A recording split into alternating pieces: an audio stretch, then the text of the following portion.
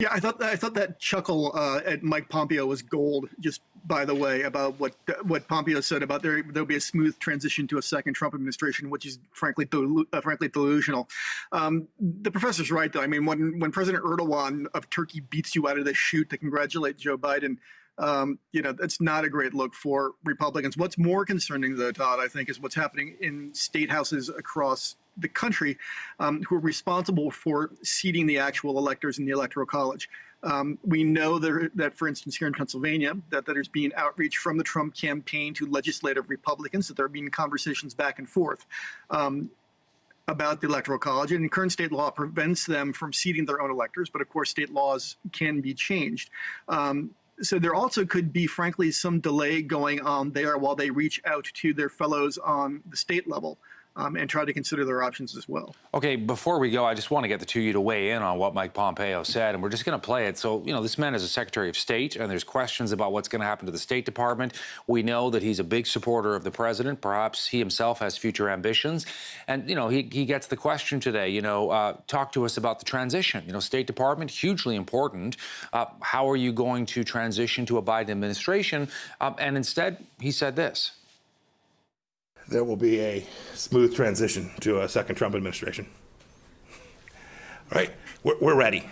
The world is watching what's taking place here. We're going to count all the votes. When the process is complete, there'll be electors selected.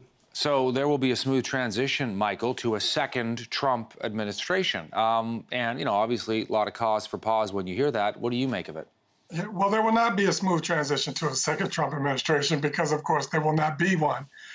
Secretary of State Mike Pompeo, more so than virtually anyone else in this administration, has tied his own political ambition to President Trump. And he has turned into somebody who is all about sending whatever cues he needs. He's trying to position himself for 2024, and he's only hurting his credibility along the way because none of the non-delusional Republicans actually believe that there's going to be a second Trump term. Last word goes to you, John. Mike Pompeo and what he had to say and what it means or doesn't mean. Yeah, I think it's a signal to two audiences, Todd. It is, on the one hand, a signal to President Trump that he's still a good soldier and believes that everything is going to go smoothly. On the other hand, you're going to have leaders on the world stage looking at this, wondering what's going on. I mean, they're all hoping and looking toward a new Biden administration. But here you have the Secretary of State talking about what amounts to, frankly, an upending of the presidential result. And it's not a good look abroad. It could be compromising for national security as well. John Micek, Michael Fauntroy joining us today. Thanks so much for this. Appreciate it.